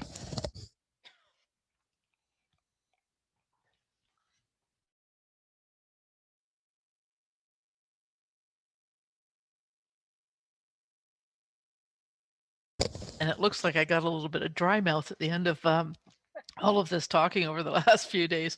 So I just want to do a very quick recap of the summit, because for those of you who might not have caught everything, I want to entice you to go back and take a look at all the different presentations. We started, actually Marilyn will tell you that we started on Monday, but the speaking actually started on Tuesday. And we started with two fabulous speakers that I got to introduce. Harvey, who I know personally just through my various work that I've done over the last 17 years. And he really talked to us about how much nature needs, and that the science is telling us nature needs half to have a robust, vibrant world, that and all of our livelihoods and well-being depend on a robust nature. And so nature needs to have. We then saw or heard from Deputy Grand Chief Mandy Gull, who walked us through how the Cree on the Quebec side have just protected 20% of their lands. They now have a vision for protecting more in the marine context, and they want to actually bring much of that to life by starting at the very grassroots and understanding what is in the hearts and minds of the people and what do they want to see, what is their vision for their land. And so this is really important for us to kind of understand the context on a global scale and how a traditional land use planning process is leading to bringing to life the vision of the community there. The EU ISCHI people. And so it was fabulous to hear from Deputy Grand Chief. I really enjoyed that. Then we got a chance to have a discussion that we titled Decades in the Making, because it's all kinds of protected areas or Indigenous-led conservation projects that have literally been decades in the making. We heard from Grassy Narrows. We heard from the Moose Cree in terms of the North French watershed and their goal for an Indigenous protected area there. We heard from Marilyn's home community of Shawanaga and their leadership on an IPCA, Indigenous Protected and Conserved Area. And that was just a fabulous conversation to hear how it takes sometimes many, many years to come to fruition. We then heard about the breathing lands, and from this group, it was many of the people who overlap with the peatlands. So we heard from Chief Donnie Morris and the work that Kitchenme, Kuzib, and Inuig have been doing over many decades. They've had a vision for their land. They want to see it protected. It is, if you see the Ring of Fire, it's sort of just outside of the Ring of Fire, but it will be affected by the Ring of Fire because the water flows. And we heard from Sam Hunter in the Weenus Pewanak First Nation, and Sam has long been somebody that I've known from Pewanak. We've traveled with him on the river. He has guided some of our trips, and we understand from him the ravages of climate change on his community. He spoke about the need to protect the watershed and to think about that, especially in light of them being downstream from the Ring of Fire. We heard from Jackie Hukama-Witt from Attawapiskat First Nation, and it was really great to see, and she mentioned this, bringing the women's voice forward from Attawapiskat. We heard from Ed Sutherland from Kasheshewan First Nation. And Ed did a great job of walking us through their desires for conservation on their homelands, and so it was just fabulous to hear about the work that's going on there. We finished off the first day with Mushkegowuk and Mushkegowuk's vision from land to sea, and that there is no difference. It doesn't stop at the border. For them, it is the land right through to the sea. It is all about how they live and use the land and interact with it, the land and the sea, and their vision for conservation in this area. Lawrence talked about this being a place that they called the breathing, the cooling, and the birthing lands. He remarked on it being the breathing lands because it literally is absorbing carbon dioxide from our atmosphere. It's cooling our planet. And it is also the birthplace for billions of birds that fly south and populate the entire continent. And so what better message could we hear? If Harvey talked about the beginning of the day, what nature needs, Lawrence was certainly showcasing how this is an incredible planetary, global, important area that these Indigenous nations are taking care of. So it was a fabulous walkthrough. At the end of day one, we concluded with a conversation with Minister Wilkinson. Minister Wilkinson talked about his commitment to conservation, Canada's target of protecting 30% by 2030, and also his commitment to Indigenous leadership and working in partnership with Indigenous communities across this country, and how important that was to actually achieving our targets. I would say that Elder Capreol opened and closed every single day and has been on camera for every single presentation and has been holding the space for all of this conversation to occur. Day 2, we started with the eye opener. That was a conversation between Marie-Ève Marchand and Jean Lemire. Jean Lemire is leading in Quebec on conservation and helping bring the entire government into the conversation and navigating and negotiating a conversation that is helping to smooth some of the way that we see blockages in many of the other regions and many other provinces, and certainly in Ontario. And Marie-Ève, there was a question actually that came from the audience that we didn't get a chance to answer in that, but somebody asked, who said this? And it was Marie-Ève who said this, which was, we've all been used to thinking outside the box, but what we need to do is get inside the circle.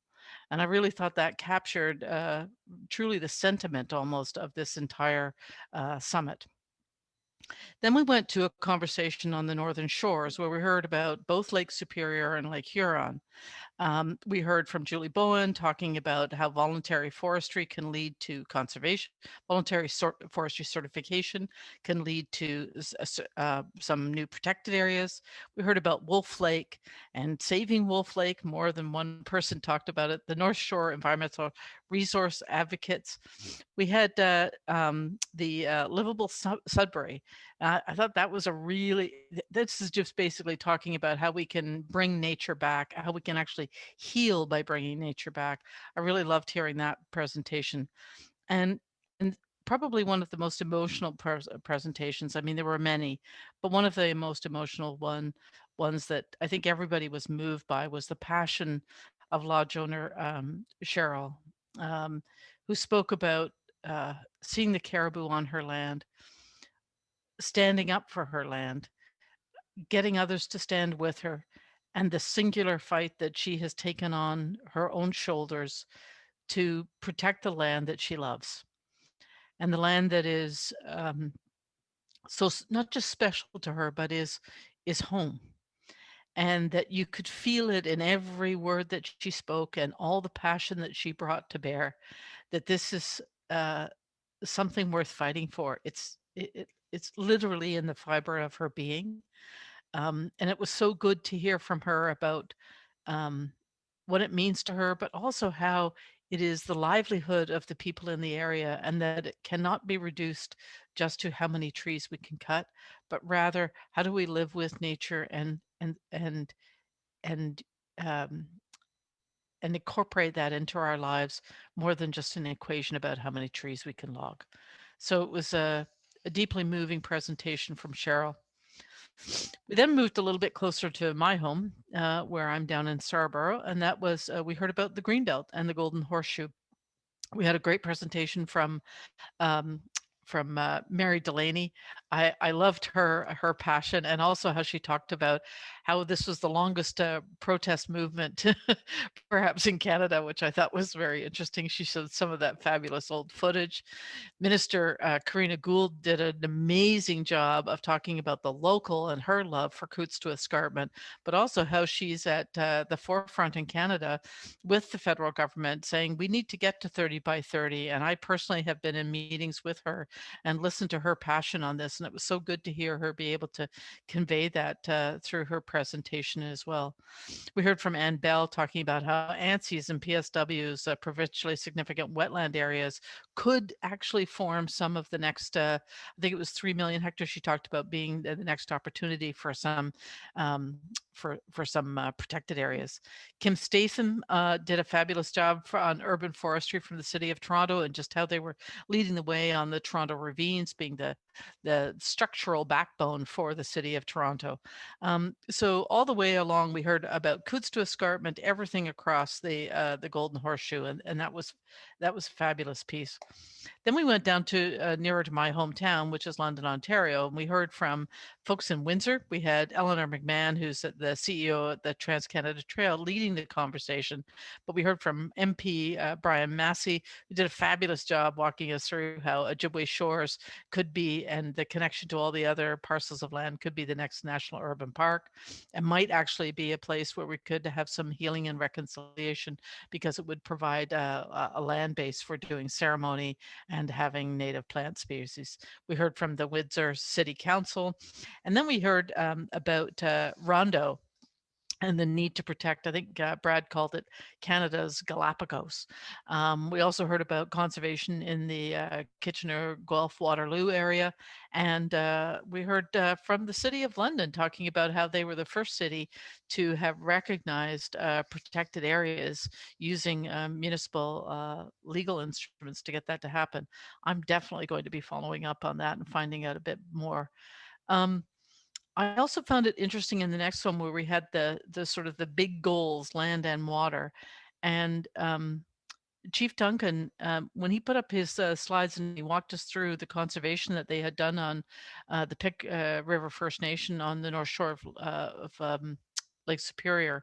And I personally have actually been to the Slate Islands, which he talked about a little bit.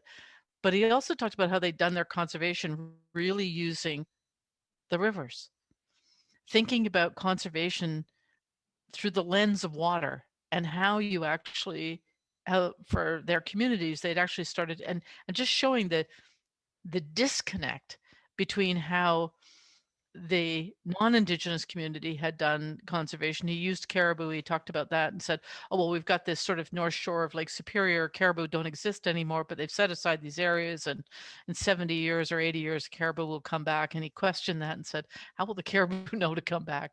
But he talked about his plan, which to me seemed a much more grounded plan, where they had started from the premise of let's protect the water courses and actually really protect them, not just have set asides.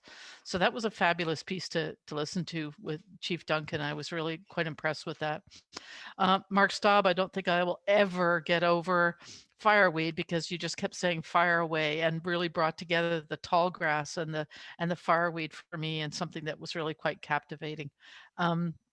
I loved hearing about the Chippewas of the Thames First Nation and the work that they've been doing.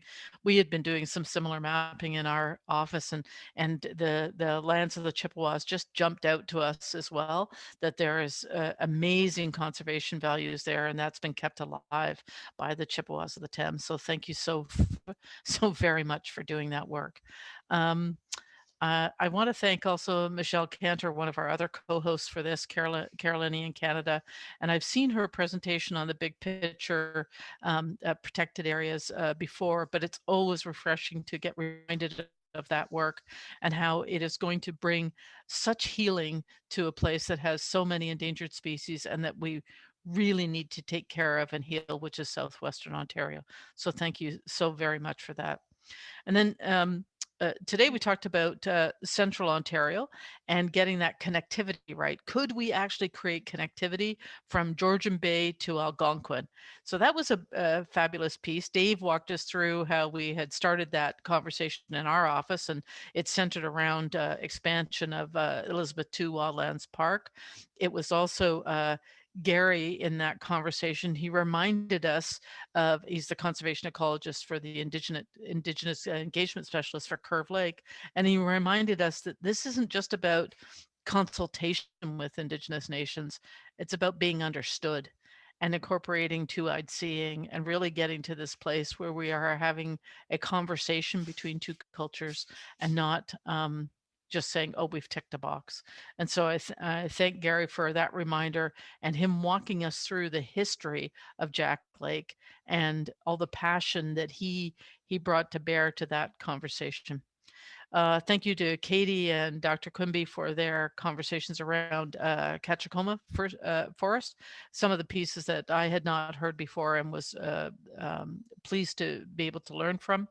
Kawarth's Land Trust and the Couchiching Conservancy. Always good to understand just how all the different puzzle pieces can actually start to build a network of nature. So that was an important piece. And then Algonquin, which is one of my favorites. It's the very first place that I personally went camping and woke up to chainsaws. So it was really great to hear this conversation about Algonquin and all of the people that brought this. Some disturbing messages there. Dr. Quimby told us about the fact that only 18% is actually roadless. I had not heard that figure before. I mean, I've seen the map, I've seen all the roads.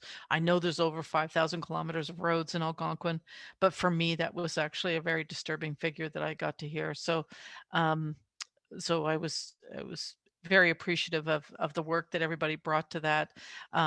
Listening to Mathieu from CPAWS Ottawa Valley. I'm new to his voice and his work, so that was great.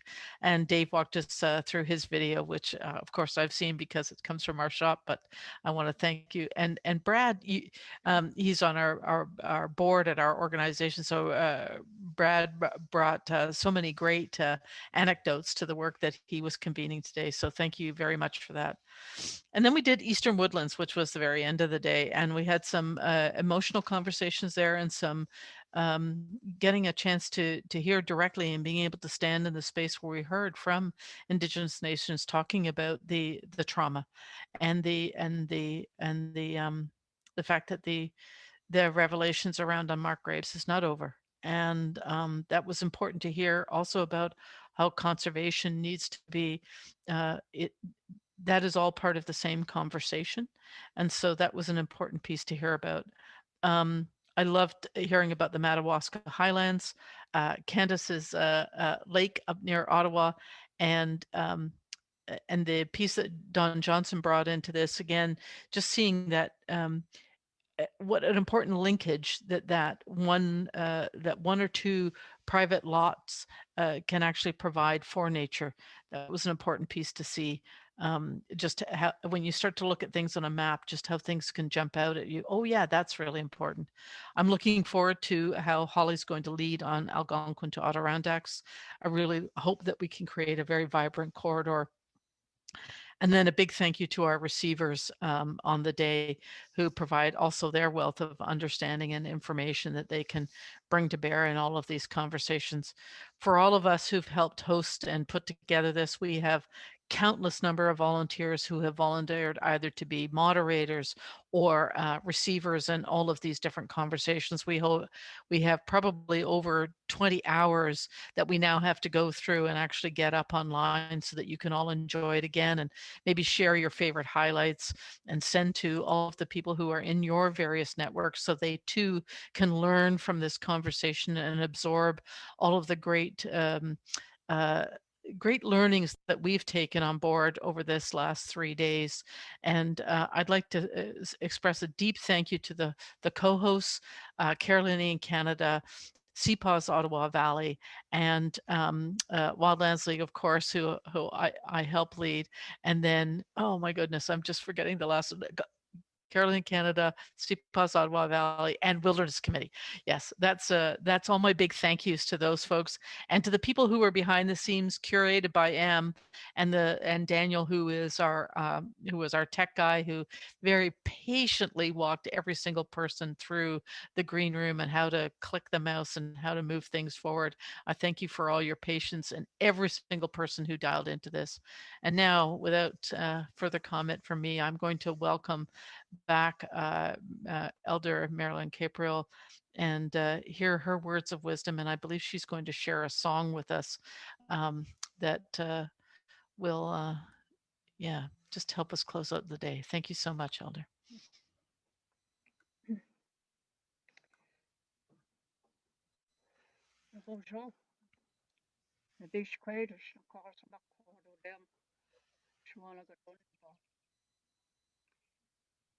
My given name, my spiritual name is just simply water. And I'm fortunate to sit in the Bear Clan Circle. And I'm back in the territories from where I was born and raised. I'm in the Shawanaga Bay, our water community, with the islands, the sacred places, the medicines, the animals. And I have an accompaniment right now of little tiny birds. I have a seagull waiting patiently to be fed.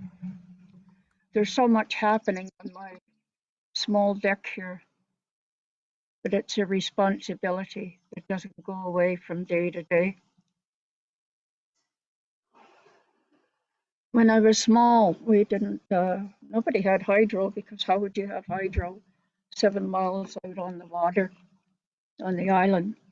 There was no telephones, no talking machines like this. We would have a messenger come, say there's a gathering in the village, and, you know, give a list of what they would need over there, fish, of course, and maybe different medicines or berries that were out on the islands. We didn't have a radio, but the life, the quality of life was just absolutely pristine and wonderful. When you don't get confused with plastic and gadgets and things,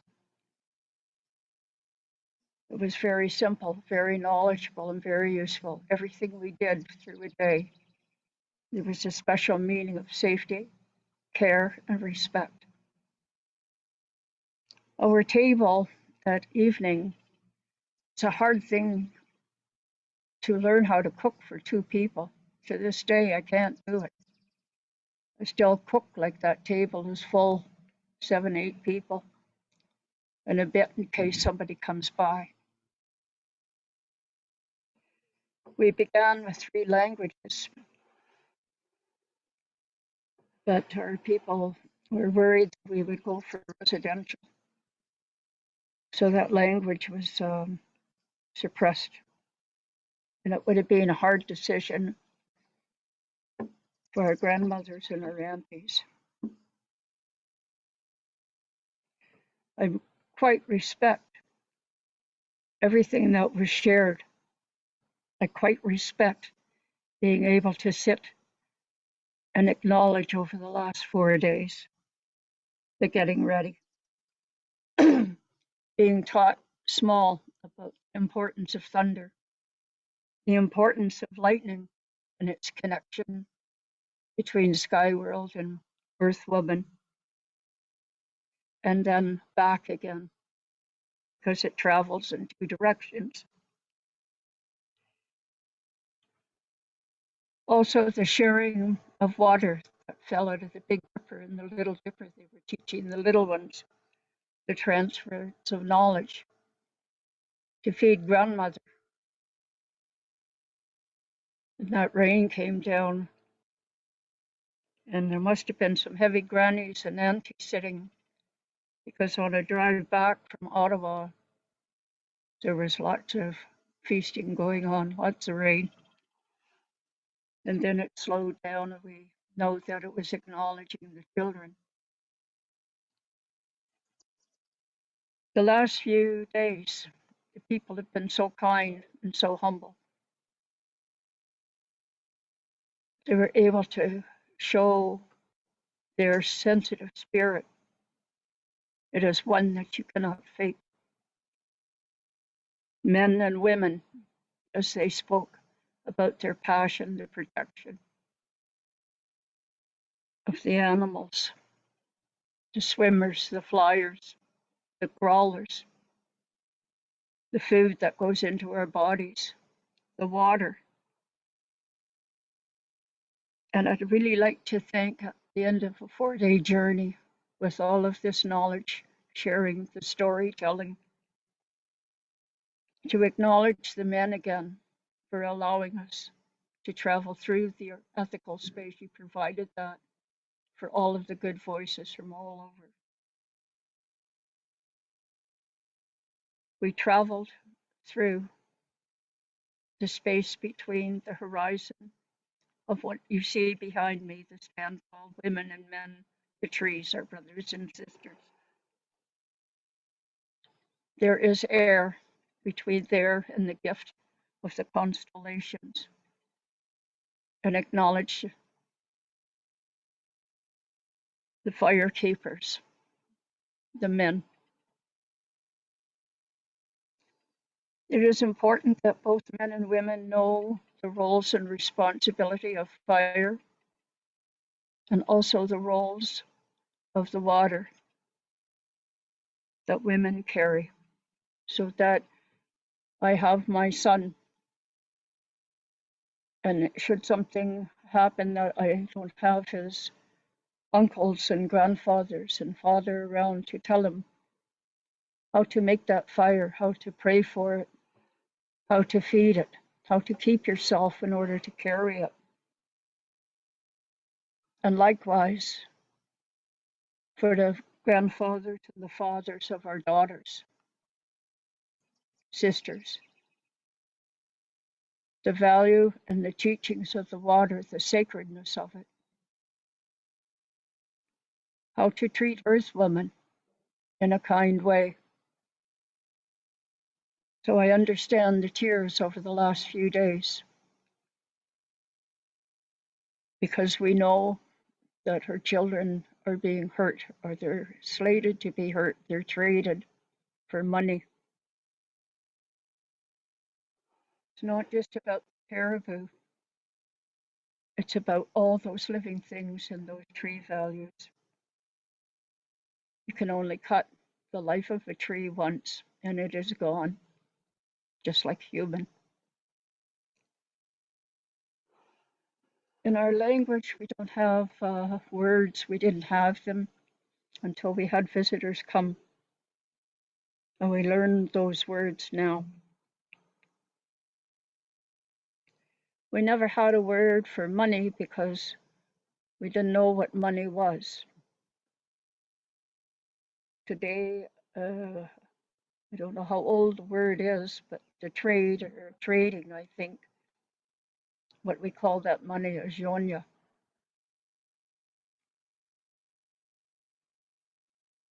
But we haven't lost the value of taking care of people. Knowing when someone's hungry, sick, or in need of something that we have, we give that willingly. We own nothing. We have no word for the word, I'm sorry, because we were not meant to hurt anything or anyone, hurt their feelings, to have to say that word, I'm sorry. And today we stepped inside that circle of that phrase. And the most important is we never had a word for goodbye. So when you phone the elders up or the elders phone you, they want to know this, that, or the other thing, and they hang the phone up, it's not because they're rude.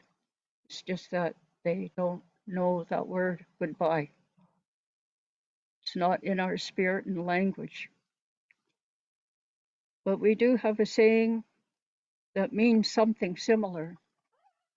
So when I finish today, I'm going to say ba mon pi. And that's till the next time. But I have reason today to say ba mon pi go alba min. We use that phrase in a song when someone has left this earth and gone on their journey. And we have had several leave this earth and go on that journey. But they've stood up. That's the babies, the children. And finally, I'm hoping that they can go home to their lands where they were born, where they touched this earth. So it's feeling bad for that, but we have the opportunity to do a good thing by singing them the song and reminding them how much they were loved and how much today that they are loved, and their commitment, even though they didn't have a long life, they live with us today.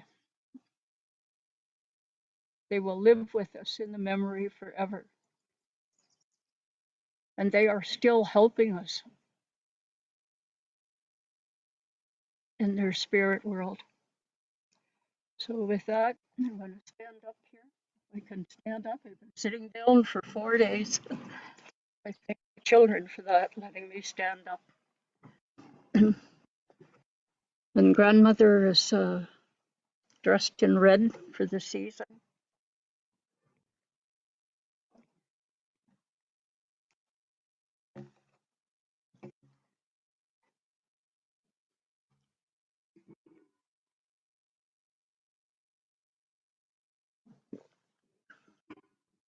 And I'm thankful that we are able to continue in this circle, because a circle has no beginning and no end. It is continuous. I know, Daniel, I'm trying to do good things for you.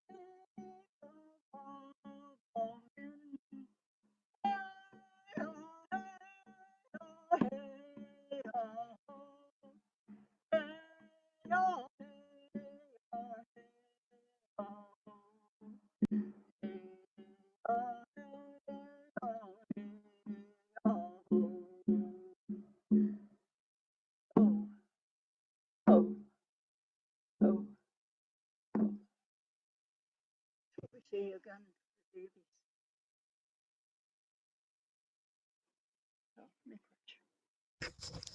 Elder Marilyn, thank you so very, very much for all of your attention this week and your prayers and songs that have really helped to uplift all of us. I've deeply appreciated your stewarding of this meeting and your shepherding us through this. To everyone else, thank you very much for joining us at the People Summit. The work has just begun, or the work is just continuing. It is a circle. It is not going to be unbroken. We will be back. Thank you.